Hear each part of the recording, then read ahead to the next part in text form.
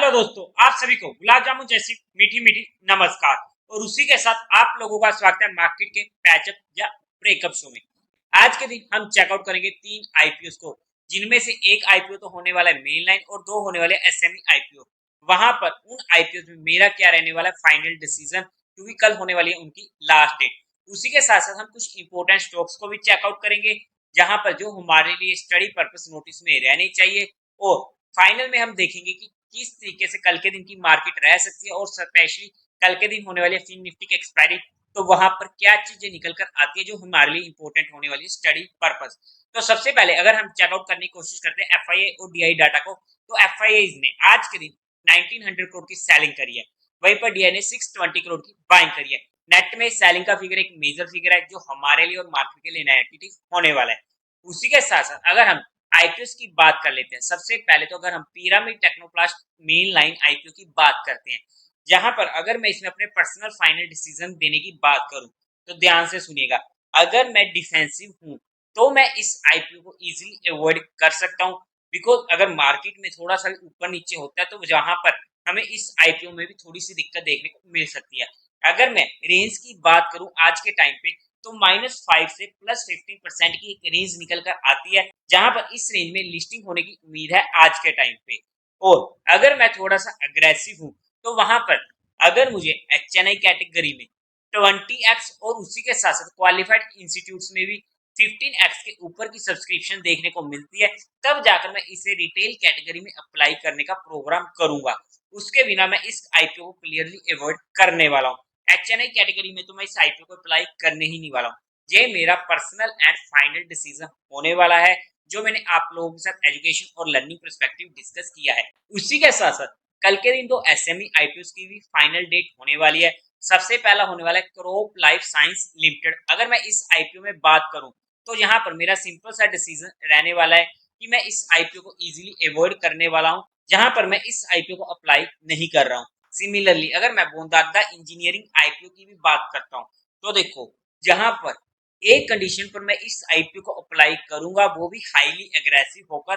अगर मुझे HNI category में एटलीस्ट 200x तक की सब्सक्रिप्शन देखने को मिलती है, तब जाकर मैं जहां पर हाईली एग्रेसिव होकर इस आईपीओ को अप्लाई करूंगा। अदरवाइज मैं इस आईपीओ को भी इजीली अवॉइड कर दूंगा। अच्छे आईपीओ हमारे पास आ रहे हैं तो हमें हमारे फंड्स को बचाकर रखना पड़ेगा। अगर हमारे पास लिमिटेड अमाउंट है तब हम इजीली इन आईपीओ को अवॉइड कर सकते हैं। लेकिन ये मेरे पर्सनल डिसीजन होने वाले थे, जो मैंने आप लोगों के साथ एजुकेशन लर्निंग पर्सपेक्टिव डिस्कस किए थे। आप लोगों का जो भी डिसीजन हो, अपने रिस्क रिवार्ड रेशियो को मेंटेन करते हुए एक बार अपने फाइनेंशियल एडवाइजर से पूछ कर ही कोई डिसीजन बनाइएगा। उसके बाद अगर हम बात करते हैं कुछ इंपॉर्टेंट स्टॉक्स की, तो उससे पहले आप लोग हमारा टेलीग्राम चैनल भी ज्वाइन कर सकते हो। टेलीग्राम चैनल का लिंक आपको डिस्क्रिप्शन में मिल जाएगा, या फिर आप direct market love affair search करके वहां से भी ज्वाइन कर सकते हो। उसी के अलावा अगर आप लोगों को म्यूचुअल फंड में या इंश्योरेंस सेगमेंट में कोई भी हेल्प चाहिए हो, या आपको कुछ भी ओपन करवाना हो, तो आपको डिस्क्रिप्शन में मेरा नंबर मिल जाएगा, आप मुझसे कांटेक्ट कर सकते हो। आपकी क्वेरी को जल्दी से जल्दी सॉल्व कर दिया जाएगा। अब अगर हम कुछ इंपोर्टेंट स्टॉक की बात करते हैं, तो सबसे पहले केएनआर कंस्ट्रक्शन। अगर हम इस स्टॉक की बात करें तो काफी टाइम से एक फ्लैट बेस का पैटर्न ये स्टॉक बना रहा है, मैं आप लोगों को दिखा भी देता हूं। और उसी के साथ साथ आज इस स्टॉक ने अपनी 200 मूविंग एवरेज को विद वॉल्यूम रिक्लेम किया है, तो हमारे नोटिस में आ चुका है। आप लोगों के साथ टेलीग्राम पर डिस्कस होगा और वहां से हमें इमीडिएट मूव देखने को मिल चुकी है। अब जैसे ये स्टॉक अपने फ्लैट बेस के पैटर्न को तोड़ता है, तो हमारे लिए इमीडिएट भी फोकस में आ जाएगा 256 के लेवल के ऊपर, और इसकी इंपोर्टेंट सपोर्ट रहने वाली है 248 की। हमारे लिए शॉर्ट टर्म से मीडियम टर्म का कैंडिडेट ये बन सकता है, इसलिए इस स्टॉक को स्टडी करना जरूरी हो जाता है। सेकंड स्टॉक हमारे पास होने वाला है फैक्ट, जहां पर ये स्टॉक आप लोगों के साथ डिस्कस हुआ था जब इसने ब्रेकआउट दिया था, और वहां से मैं अच्छी मूव दे चुका है। अब अगर हम स्टॉक की बात करते हैं, कल के दिन इमीडिएट ट्रेडिंग पर्सपेक्टिव नोटिस में रहेगा, बिकॉज ये अपने 50 की मूविंग एवरेज के पास इंपोर्टेंट सपोर्ट के पास आ चुका है, तो हमारे लिए नोटिस में रह सकता है। 438 का लेवल निकल कर आता है, जहां पर हम इसे स्टडी कर सकते हैं। 2% से ज्यादा के स्टॉप लॉस की रिक्वायरमेंट नहीं है, और कभी भी अगर ये 460 का लेवल क्रॉस करता है तो वहां पर हमें इमीडिएट 467 तक के लेवल देखने को मिल सकते हैं, तो हमारे लिए वहां पर ट्रेडिंग पर्सपेक्टिव ये स्टॉक नोटिस में रहेगा। ट्रेडिंग पर्सपेक्टिव के लिए हमारा स्टॉप लॉस आधे से 1% से ज्यादा का नहीं होना चाहिए। नेक्स्ट स्टॉक हमारे पास होने वाला है वेक्टर फूड जो कभी हाथ ही नहीं लगाने दे रहा ब्रेकआउट के बाद, और कल के दिन हमारे पास नोटिस में रह सकता है अपनी 20 की मूविंग एवरेज के पास आ चुका है 985 के पास जो रहने वाली है। तो हमारे लिए जहां पर ये स्टॉक नोटिस में रहेगा और हमारा स्टॉप लॉस फिर से 1% से ज्यादा का नहीं होना चाहिए। और आज के दिन का लास्ट स्टॉक जो हमारे लिए काफी ज्यादा इंपॉर्टेंट होने वाला है PII इंडस्ट्रीज। बार बार आप लोगों के साथ डिस्कस हुआ है, जहां पर तो स्पेशली हुआ था और ये था हमारा रेजिस्टेंस, और वहीं से जहां पर हमें इसमें प्रॉफिट बुकिंग देखने को मिली है।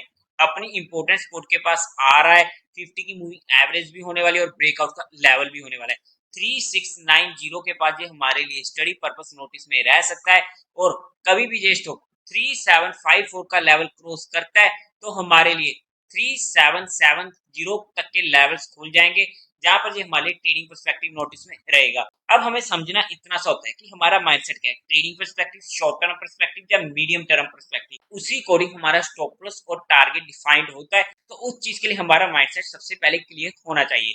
उसी के साथ साथ अब अगर हम निफ्टी की बात करते हैं, तो सबसे पहले तो अगर आप लोगों ने हमारी कल की वीडियो को देखा होगा तो आप लोगों को काफी ज्यादा मजा आ चुका होगा। स्पेशली पूरी डिटेल्ड में आई थी हमारी निफ्टी की वीडियो, वो आज भी वैलिड होने वाली है। जहां पर हमने वीकली रिव्यू की बात करी तो उसे चेकआउट करना मत भूलिएगा। अगर हम सिंपली बात करते हैं आज के दिन मार्केट की, तो जहां पर आप लोगों के साथ डिस्कस हुआ होता कि 375 से 380 की रेंज हमारे पास इमीडिएट रेजिस्टेंस होने वाला है। अब मार्केट खुलती है और वहीं पर ही आती है, और हमें वहां से एक अच्छा मूव मिल चुका था। और आप लोगों के साथ ये भी डिस्कस हुआ है कि जब तक मार्केट 19,260 के 250 के लेवल के ऊपर तब तक हमें वहां से बाउंस मिलते रहेंगे, बिकॉज ये 50 की मूविंग एवरेज होने वाली है और काफी इंपॉर्टेंट रहने वाली है। और वहीं से हमें आज के दिन बाउंस भी देखने को मिला, और उसके बाद जहां पर इसने टाइम पास किया और हमें कंफर्मेशन दी ऊपर की साइड की, और फिर ऊपर की साइड कंफर्मेशन देकर भी मार्केट एक अच्छी मूव नहीं दी, वो अलग मैटर था। लेकिन हमें जहां पर एक अच्छी मूव मिल चुकी थी और हमारा काम हो चुका था। अब अगर हम कल के दिन लेवल्स की बात करते हैं, तो उससे पहले अगर हम एक बार ऑप्शन चेन डाटा को देख लें, तो अगर आप ऑप्शन चेन डाटा को देखोगे 19,400 के नीचे एक अच्छी खासी पुट सेलिंग हमें देखने को मिल रही है, जो हमारे लिए पॉजिटिव पॉइंट हो जाता है कि मार्केट नीचे जाने की डायरेक्शन में नहीं है। 19,300 से 200 की रेंज एक इंपॉर्टेंट सपोर्ट का काम करने वाली है। और सिमिलरली अगर हम ऊपर की साइड की बात करते हैं, 19,400 पर 2 लाख के ऊपर के कॉन्ट्रैक्ट हैं, लेकिन वहीं पर ही इधर भी हमें अच्छे खासे पुट कॉन्ट्रैक्ट देखने को मिल रहे हैं। तो मेजर रेजिस्टेंस हमें मिलेगा 19,500 का, और वो 20 की मूविंग एवरेज भी होने वाली है। तो इंपॉर्टेंट रेजिस्टेंस हमारे पास कल के दिन निकल कर आता है 19,500 का, जहां पर ये हमारे लिए इंपॉर्टेंट होगा कि उस लेवल के ऊपर अगर मार्केट निकलती है तो वहां से हमें लॉन्ग साइड पे कंफर्मेशन भी देखने को मिल जाएगी और हमारे लिए इंपॉर्टेंट होने वाला है। सिमिलरली अगर 19,434 के लेवल को क्रॉस करती है और वहां पर 15 मिनट भी सस्टेन करती है, तो हमारे पास 19,500 तक के लेवल खुल जाएंगे स्पेकुलेशन बेसिस। स्पेकुलेशन बेसिस पर हमारा स्टॉप लॉस 15 से 20 पॉइंट से ज्यादा का नहीं होना चाहिए। अगर मैं मेजर स्पोर्ट की बात करूं तो 19,250 हमारे पास इंपॉर्टेंट स्पोर्ट निकल कर आती है। शॉर्टिंग की अगर हम बात करते हैं तो 19,200 के नीचे ही इंपॉर्टेंट होगा शॉर्ट करना, उससे पहले थोड़ा सा शॉर्ट करना हमारे लिए रिस्की हो सकता है। या फिर 19,500 के लेवल पर अगर हमें रिवर्सल के चांसेस देखने को मिलते हैं, तब वहां पर हम शॉर्ट अटेम्प्ट कर सकते हैं 30 पॉइंट के स्टॉप लॉस के साथ।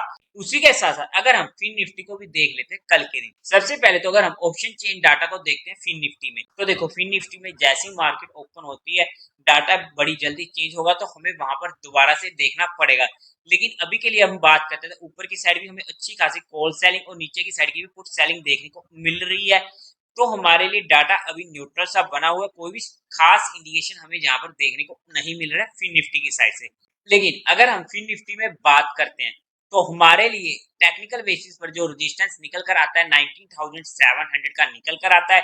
और सिमिलरली अगर मैं सपोर्ट की बात करूं तो ये हमारे लिए इंपॉर्टेंट सपोर्ट निकल कर आ रही है 19,430 की सपोर्ट हमारे पास निकल कर आ रही है।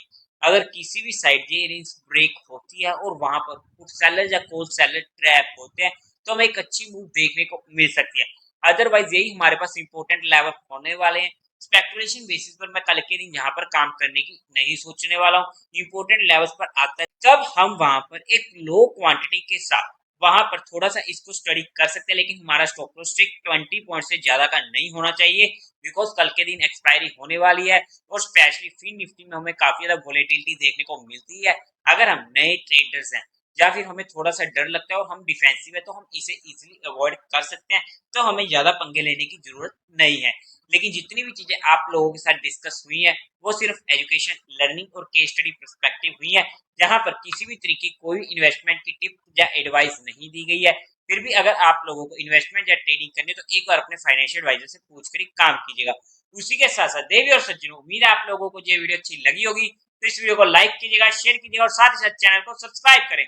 हर हर महादेव।